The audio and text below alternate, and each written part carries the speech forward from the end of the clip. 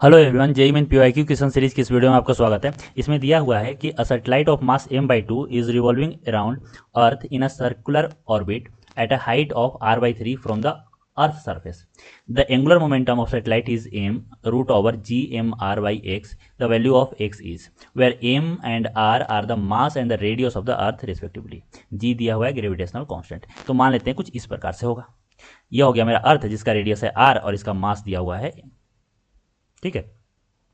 इसका मास कितना है? तो यह इसका मास m/2 है। और क्या बोल रहा है? तो यहाँ पे देखो, रिवॉल्विंग अराउंड द अर्थ, अर्थ के चारों तरफ घूम रहा है, ठीक है। जो इसका ऑर्बिट है, ऑर्बिट का हाइट है वो r/3 है, यानी यहाँ से यहाँ तक r/3 है। तो अगर मैं बोलूँ कि सेंटर से कितना डिस्टेंस होगा यहाँ से यहाँ तक, यह कितना होगा? तो यह होगा r/3 प्लस r, यानी कि 4r/3, ठीक है। ये हो गया 4r/3। तो अब यहाँ पे इसका एंगुलर मोमेंटम लिखना है।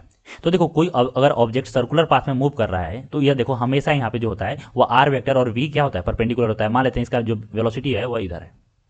तो अगर कोई ऑब्जेक्ट सर्कुलर पाथ पे घूम रहा है तो इसका आर वेक्टर और वी वेक्टर दोनों क्या होता है, परपेंडिकुलर होता है। तो जैसे हम लोग जानते हैं कि एंगुलर मोमेंटम जो होता है वह होता है मेरा आर क्रॉस पी, ठीक है, या आर क्रॉस एम वी। अब यहाँ पे देखो, अगर यहाँ पे देखा जाए तो यह हो गया मेरा आर वेक्टर। आर वेक्टर हुआ कि नहीं हुआ? तो यहाँ पे अगर इसे मैं एक्सटेंड करूँ तो यह देखो, यह 90 डिग्री फॉर्म कर रहा है। यानी यहाँ पे हम लोग डायरेक्ट बोल सकते हैं कि जो एल होगा वह होगा m(v)r sin 90। तो यहाँ पे डायरेक्ट आ गया m(v)r, ठीक है। अब v क्या है? तो v यहाँ पे क्या होगा? Orbital velocity. तो ऑर्बिटल वेलोसिटी कैसे निकालते हैं बताओ? ऑर्बिटल वेलोसिटी ध्यान से समझो कि यहाँ पे जो सैटेलाइट है, जो मास m/2 है, वह जो रिवॉल्व कर रहा है वह किस फोर्स के कारण कर रहा है? तो वह ग्रेविटेशनल पुल के कारण कर रहा है, जो अर्थ इसे खींच रहा है।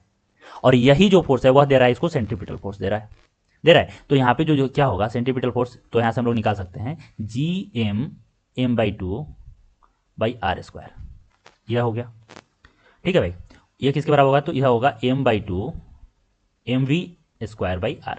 तो यहाँ से m/2 और m/2 गया, यहाँ से r और r गया। तो यहाँ से v कितना आ गया, यानी कि ऑर्बिटल वेलोसिटी। v क्या है? Orbital velocity. तो यह आ गया मेरा Gm/r। आर क्या है? यह स्मॉल आर क्या है? तो सेंटर ऑफ अर्थ से उस सैटेलाइट के सेंटर का डिस्टेंस है।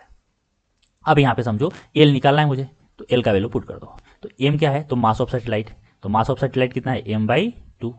वेलोसिटी कितना है? तो यह इतना है, Gm/r रूट में इंटू आर। यह हो गया, सही है। तो अब यहाँ से देखो क्या आ रहा है, अगर मैं इसको अंदर ले जाऊं तो यहाँ पे आ जाएगा m/2, यह आ जाएगा Gm(r²/r).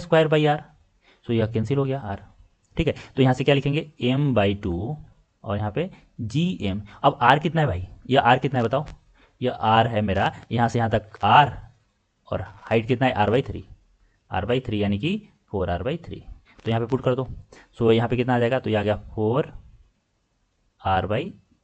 एक काम करो, इसे भी अंदर ले आओ इस फंक्शन, इस टर्म में लाने के लिए। सो यहाँ से कितना आ जाएगा? तो m बाहर आ गया और यहाँ पे 4 गया, 4 गया ना, तो आ गया Gm(r/3). ये आ गया। अब इसे इक्वेट करो यहाँ से, तो x कितना आ रहा है? x आ रहा है 3। तो इसका जो आंसर होगा वह क्या होगा? 3। तो आई होप आपको वीडियो समझ में आया होगा। अगर वीडियो समझ में आया है तो वीडियो को लाइक कीजिए, चैनल को सब्सक्राइब कीजिए। कुछ पूछना है तो कमेंट सेक्शन में मेंशन कीजिए, मैं रिप्लाई जरूर करूँगा। आज के लिए इतना ही। Thank you so much.